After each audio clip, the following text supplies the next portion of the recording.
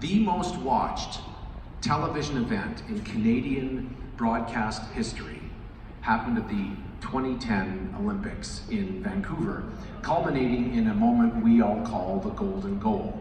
And it was the men's Olympic hockey team, where the Canadian team, and this is where the story gets a little bit awkward, where we were playing the United States.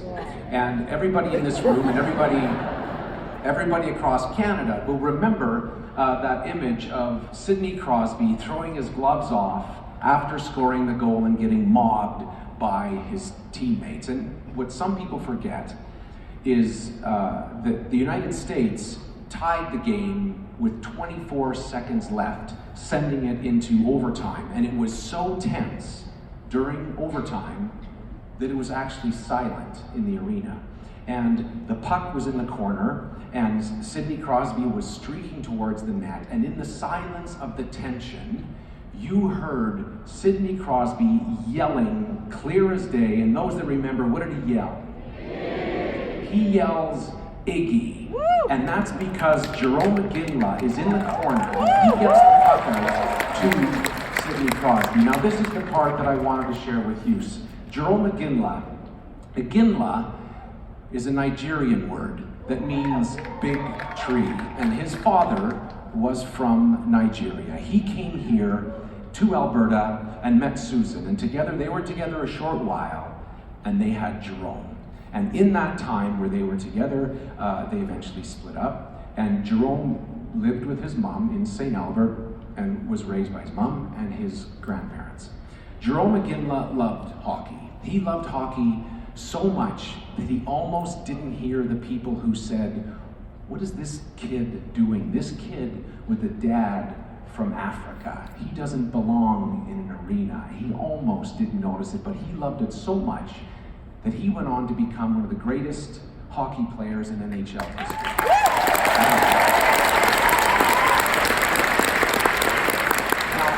It would be naive and incredibly presumptuous of me to think there's any comparison between becoming the President of the United States of America and playing for the Calgary Flames. However, Mr. President, you can dream.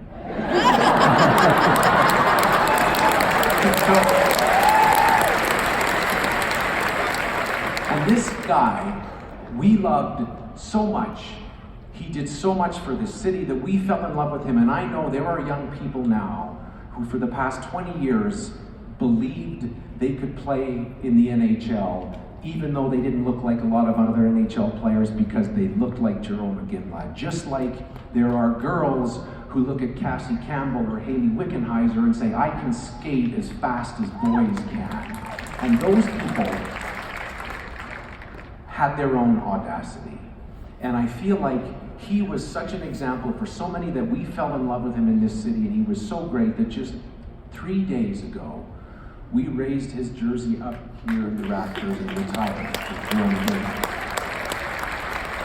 So, on behalf of everybody in this room, I wanted to say that we understand maybe just a little bit about audacity. And it's not just the audacity of hope, it's the audacity of audacity. To say, you know what, why not? Why not have a great city? Why not have a great country? Why not have a great globe? And as you have taught all of us so well in this room, why not now and why not me? And so for that, we are all so grateful that you came here and shared this story. That's a great story.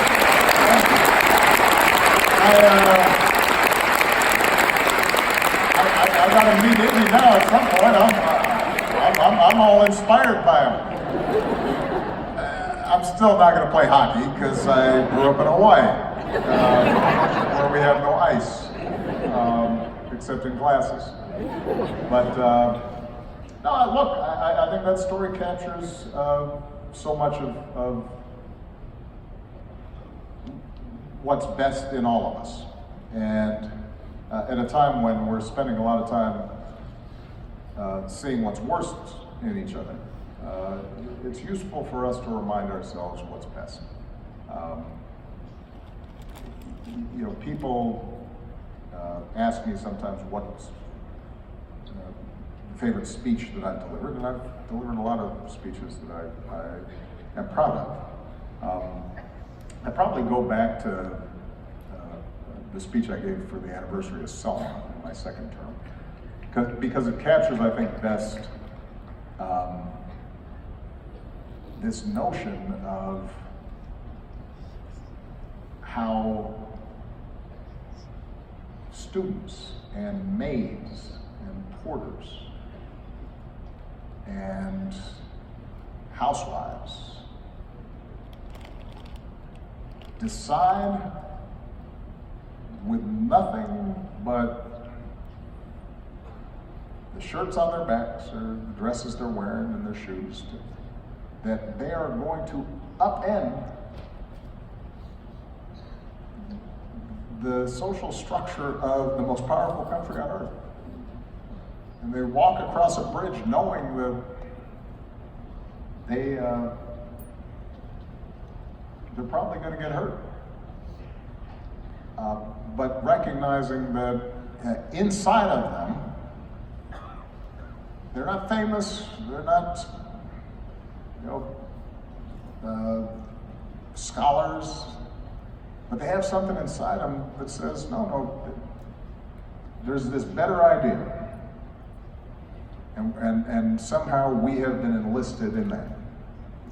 And they end up winning that battle against billy clubs and horses and hoses. And I say in that speech, that's America.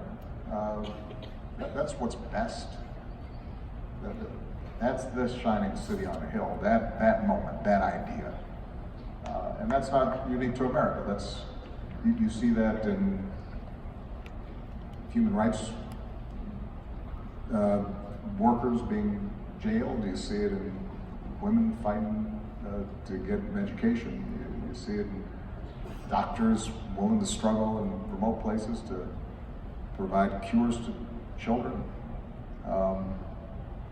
And it's worth us reminding ourselves that not only is that happening all around the world, but it's in us as well. All right. Even, yes.